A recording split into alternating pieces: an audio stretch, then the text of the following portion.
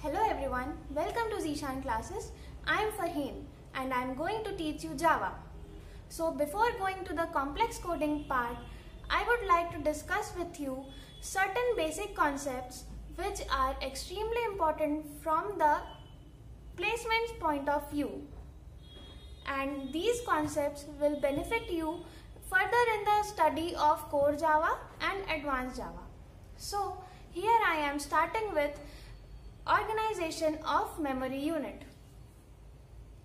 The memory unit of any electrical gadget consists of mainly three important components, that is hard disk, RAM and microprocessor. Now let us consider a simple example of a program of adding of two numbers using C language. Now this file that is stored in the hard disk is written in the high level language and this file is called as the source file. Now as our system doesn't understand high level language and it needs to be converted to machine level language so that the further execution can take place. So a compiler is a system software which fetches this high level language and converts it to the machine level language, and this converted file is called as the object file. Now linker is a system software which fetches this object file and merges it with the library files, and this combination of object file and library files is called as the executable file. Now this executable file goes to the loader which loads this executable file to the RAM. Now this executable file as reaches the RAM, it changes its name and it's called as the executable image. There is no difference between executable file and executable image.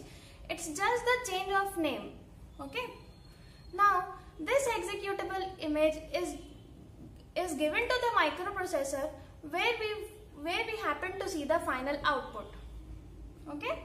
So from this simple topic, we came to know about two different things, that is object file and executable file, and these two things are very important from the placement point of view.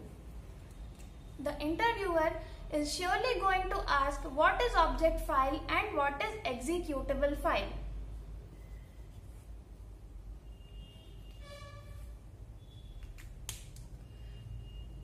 There is one more difference between object file and executable file is that the object file is also called as an incomplete file because it does not contain any header files or library files, and the executable file is called as the complete file because it is the combination of object file and the library files.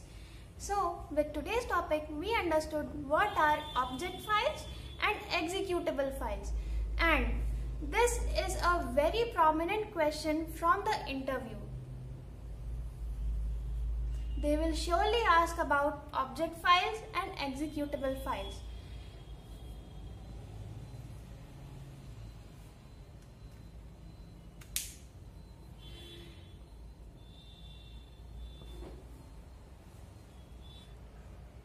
So from the further videos, we will learn why C++ failed and Java came into picture.